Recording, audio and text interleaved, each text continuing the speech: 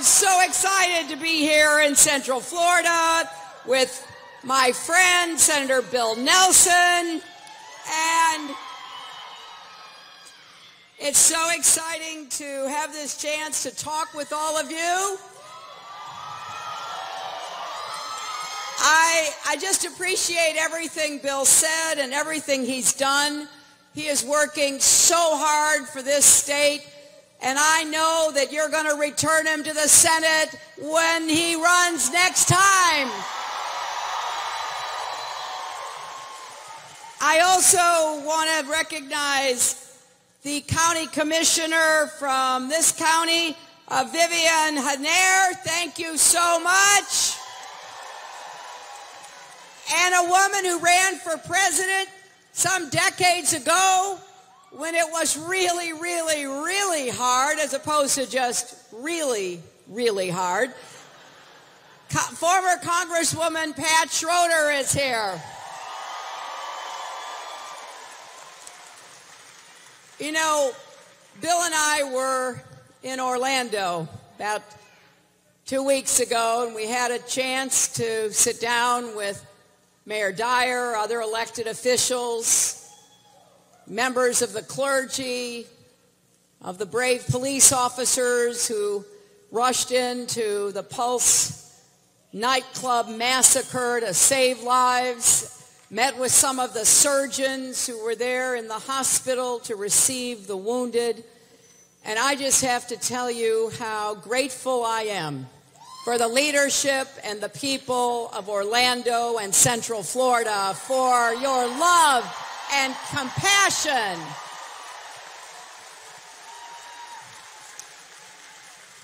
And I know how many people, family members, loved ones, and friends are still grieving. And I want them to know that we will be with you. We will be with you as you rebuild your lives, as you rebuild hope for the future, because we can't ever let that kind of hatred and violence break the spirit, break the soul of any place in America.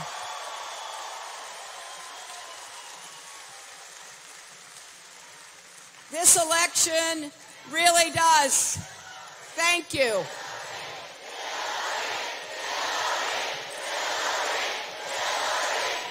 Thank you all. This election really does come down to what kind of people we are in our country, what kind of values we really cherish. And I am proud to be on the side of those who want to build a positive, optimistic future, who want to get the economy working for everybody, not just those on the top. So we're going to fight for these next 90 days because the election is 3 months from today.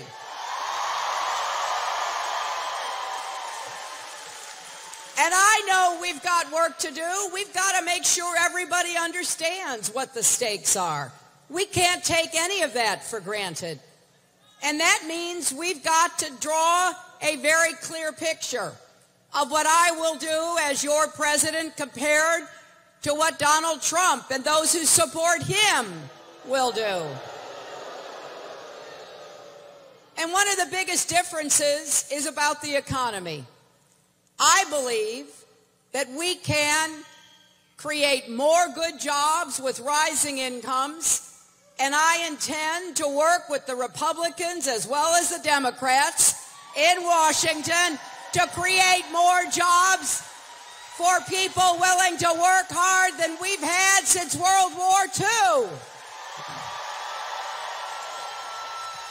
Now, people say to me, well, how are you going to do that?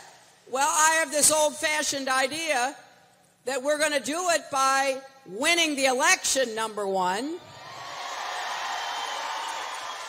and literally on the first day getting to work. We are going to invest in infrastructure jobs because we have so much work that needs to be done in America.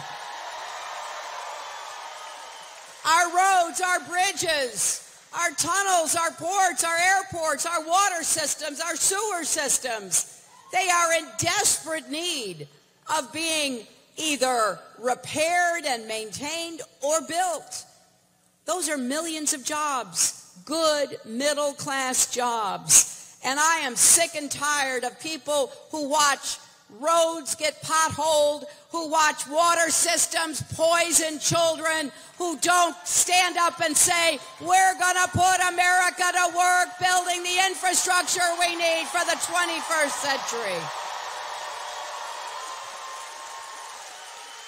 Every other generation of Americans have done that. We're living off of their hard work and their investment. President Dwight Eisenhower championed and built the interstate highway system. And that highway system connected up the entire country. And so what's exactly what we're going to do? With your help, we're going to rebuild America.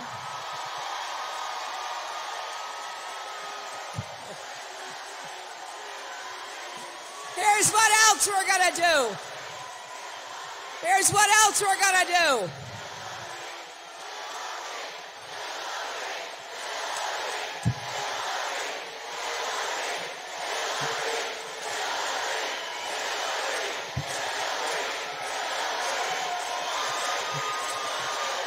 And you know what? I'll tell you this. I want to be the president for everybody. Democrats, Republicans, independents, everybody.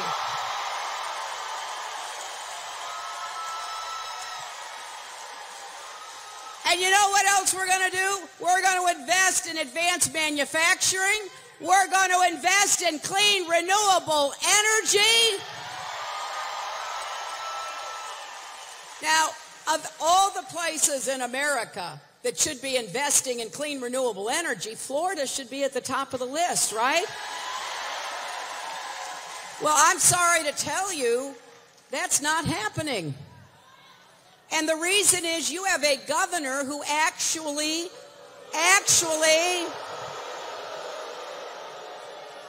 he directed your state government and everybody who works in it never to say or write the words climate change.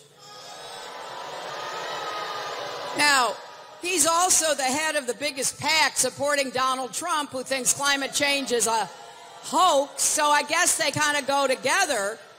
But here's what you're missing. We just came from St. Petersburg. The mayor there told me that with all the rains, they need to invest in some more sewer systems. I've been in Miami. The mayor there told me they're having noonday flooding in Miami. Climate change is real whether your governor and Donald Trump want to admit it or not.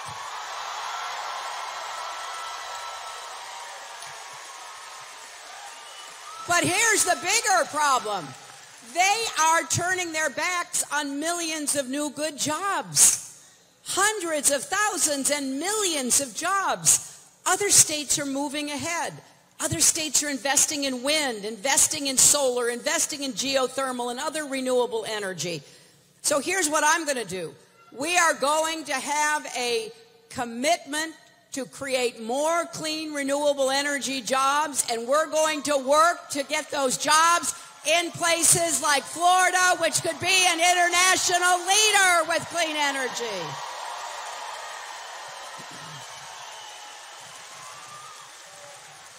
And you know what else? We are going to build a modern electric grid that can actually take and distribute clean energy.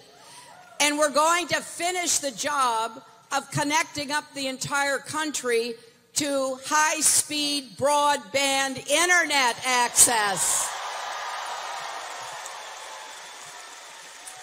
Everywhere I go in America, I meet so many people who are left out of the digital world. They don't have high-speed internet in their jobs or in their homes. And I was recently talking to a bunch of teachers. You know, I love teachers. And I want to be a strong partner for our teachers. And the teachers were telling me, they said they had just completed a national survey. 70% of our teachers give their students homework which requires them using the internet. I think that's good because we want our kids to know how to do it, right? But here's the problem. 5 million kids in America don't have access to an internet when they go home at night. So what's going to happen? They're going to fall behind. That's not fair. So we're going to put people to work making sure we have broadband, high-speed, affordable internet connectivity everywhere in our country.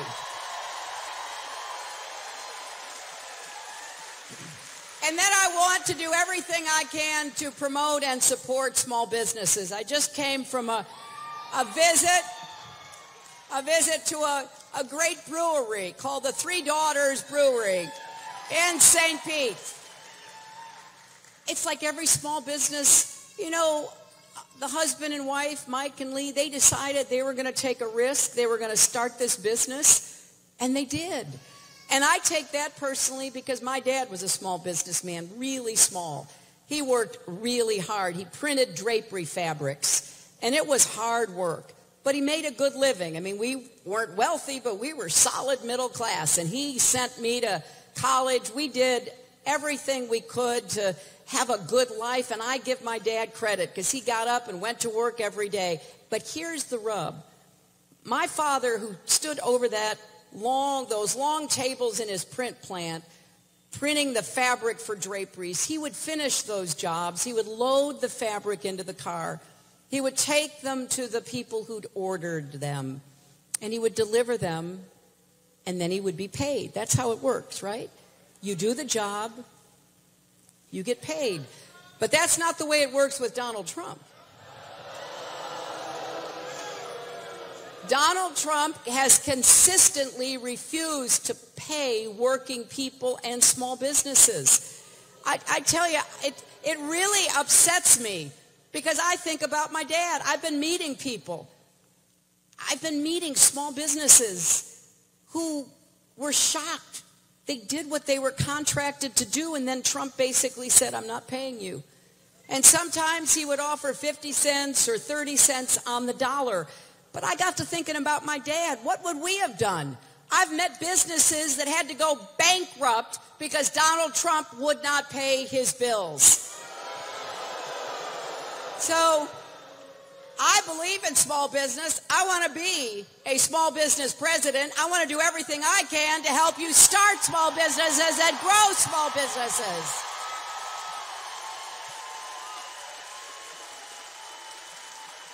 And in order to do that, we've got to work together to make sure small businesses have a chance to cut through the red tape. They get the help that they need. But 2/3 of the new jobs are going to be started by small businesses. So rather than putting people out of business, would you rather have a president who says you're fired or you're hired? I'm hoping you're going to hear a lot of the you're hired when I'm president, because that's what I want us to do together. I also believe that we've got to do a better job to make sure that every young person is prepared to be able to get the jobs of the future. And that starts with early childhood education. It continues on through school. But here's something that I want you to understand from me. I want to make college affordable, 4-year college affordable, and help people with student debt pay down their student debt and get rid of it. But that's not all I want to do. You know why? Because our best estimates are that by 2020, which is not very far away, more than half the jobs in America will not require a college degree, but they will require certain skills. So let's make community college free. Let's get technical education back into high school. Let's do more with apprenticeships and training programs.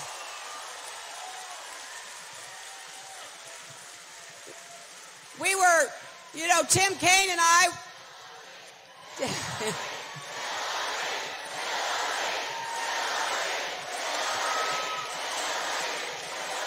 I just got to tell you, I'm so proud of Tim Kaine, my vice presidential running mate, and he and I had a chance to visit some businesses in Pennsylvania and Ohio. One of the places we went to in Johnstown, Pennsylvania, the Johnstown Wire Technologies Company, they train the people to do the jobs, and then they are on average getting paid $70,000 a year. It's skilled labor, and we're going to need more people with those skills. I'm going to work with unions and businesses. We're going to have the kind of support we need for more people to get prepared for the jobs of the future. So you see, I'm pretty excited about what we're going to do. I am confident. I am optimistic. I'm enthusiastic about our first 100 days plan. But then I gotta tell you, we have to contrast it with what we are hearing from Donald Trump. And I know today he gave a speech in Detroit trying to change the subject. And he talked about, what his economic plans were. But I'll tell you, there wasn't a lot in it for most Americans. He announced a few days ago that he's got a dozen economic advisors. Let's see. He's got 3 Wall Street money managers, an oil baron, a former chief economist at one of the big banks at the heart of the financial crisis. He's got 6 men named Steve. And that they all care about the same things he does, about, how to avoid paying their fair share. And he's given out these kinds of plans or policies, don't really deserve that name. Basically, it's cut taxes on the wealthy, get out of the way, and let the wealthy do whatever they want. I have a very different approach. I intend to make the wealthy pay their fair share to build this economy. He wants to roll back regulations on Wall Street. I want to tighten them and make them cover more people so that we don't ever end up in the ditch we were in with the Great Recession. He hasn't offered any plans about infrastructure except building a wall and having Mexico pay for it. That's it. And so everybody who's independent, I don't care whether they're Republican, Democrat, Independent, anybody who just looks at his plans has concluded that it's not going to work. And one particular economist who looked at his plans, somebody who advised John McCain back in 2008, so you know that he's not a Democrat, he's an independent economic analyst, and he basically said, if Trump were able to implement what he's proposing, heaven forbid, it would cost 3.5 million jobs. He would actually reduce jobs. And then, to be fair, he looked at what I'm proposing, and he said what I'm proposing would create at least 10 million new jobs in the first 4 years. Now, if you just take Florida as an example, if you look at his numbers, here in Florida you would gain 650,000 jobs from what I'm proposing. Under Trump, you would lose 200,000 jobs. So I think as people really consider their choice in the next 3 months, it's pretty clear which of us is actually going to help grow the economy, create more opportunity, get incomes rising, and who is not. Now, I want to say a special word. About Puerto Rico. As some of you know, I was a senator from New York for 8 years, and I paid a lot of attention to Puerto Rico. We had a big Puerto Rican population in New York, just like you do here in Central Florida. And it's really important to me that we do what we can to help the people of Puerto Rico get the kind of support that they deserve to have, because let's remember a couple of things. Puerto Ricans are American citizens, right? Puerto Rican men and women have served at a disproportionately high level in the United States military over the years. If you live in Puerto Rico, you can't vote for your president and commander-in-chief, right? But as an American citizen, if you move to Florida or New York, you can vote for the president and commander-in-chief. So I want to do everything I can to get Puerto Rico back on a path of prosperity, to help the people in Puerto Rico, and to do everything I can to make sure that they are not left out and left behind, because they are part of our family. And I'm going to do what I can to make sure that they get the help that they need. Now,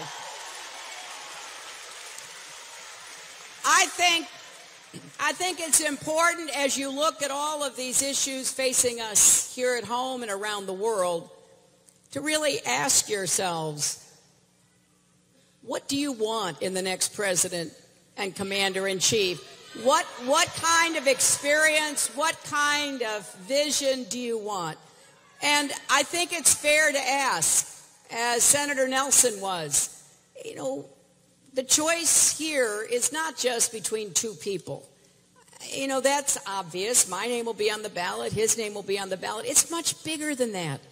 It's a choice between two different views of who we are as Americans and the vision we have for our future. I told you I am confident and optimistic. You could see the difference in the two conventions. You could see the Republican convention in Cleveland, which was filled with so much negativity and pessimism. I didn't know what country they were talking about. Do we have problems? Yeah, we do have problems. Do we have challenges? Yes, we do have challenges. Are we up to them? I think so. I believe we are. It doesn't only take leadership, it also takes citizenship. We all have to pull together. That's why I believe we are stronger together in meeting the challenges of the future.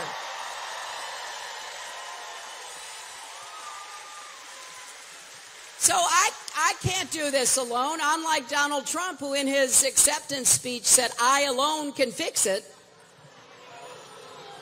That's not what I believe.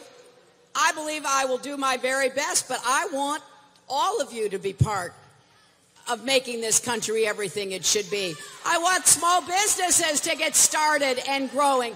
I want workers to get the fair pay and benefits you deserve to have. I want young children to have the best chance to go as far as their hard work and talent will take them. That's the America that I know and that I see and that we're going to make sure is there for everyone. So here's what I need. I need your help. And I'm not beating around the bush. I need your help. I need you to be sure that we get everybody registered to vote who is eligible to vote. I invite you to be part of this campaign. Do we have some clipboards around here? Yes, there's a clipboard. If you aren't registered and you're eligible, see the persons with the clipboards here. We want you to be registered, and then we want you to be part of this campaign. If you can give us time to knock on doors, to call people, we need you. If you're interested, text JOIN, J-O-I-N, 47246, or go to our website, HillaryClinton.com, because we are going to work to produce the biggest possible vote, because we want everybody to understand we have an agenda that we're going to get working on the very first day that includes new jobs and infrastructure, comprehensive immigration reform with a path to citizenship.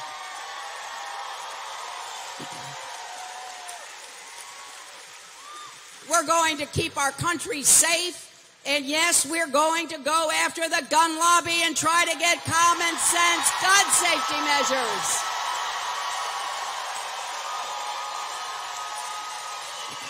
Now, as I said in my convention speech, Because I know there are a lot of hunters, there's a lot of collectors. I understand that.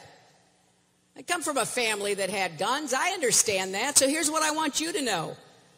We are not going to repeal the Second Amendment. We are not going to take anybody's gun away. We are going to try to prevent somebody who shouldn't have a gun from shooting you or somebody that you care about.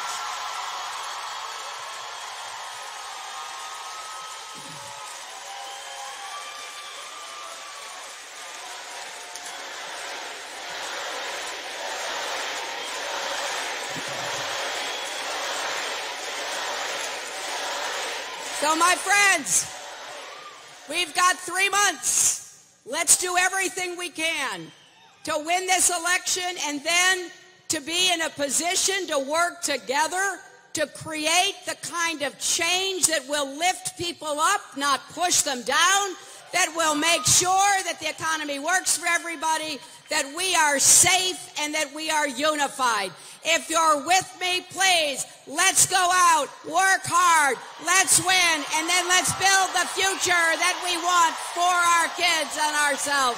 Thank you, and God bless you.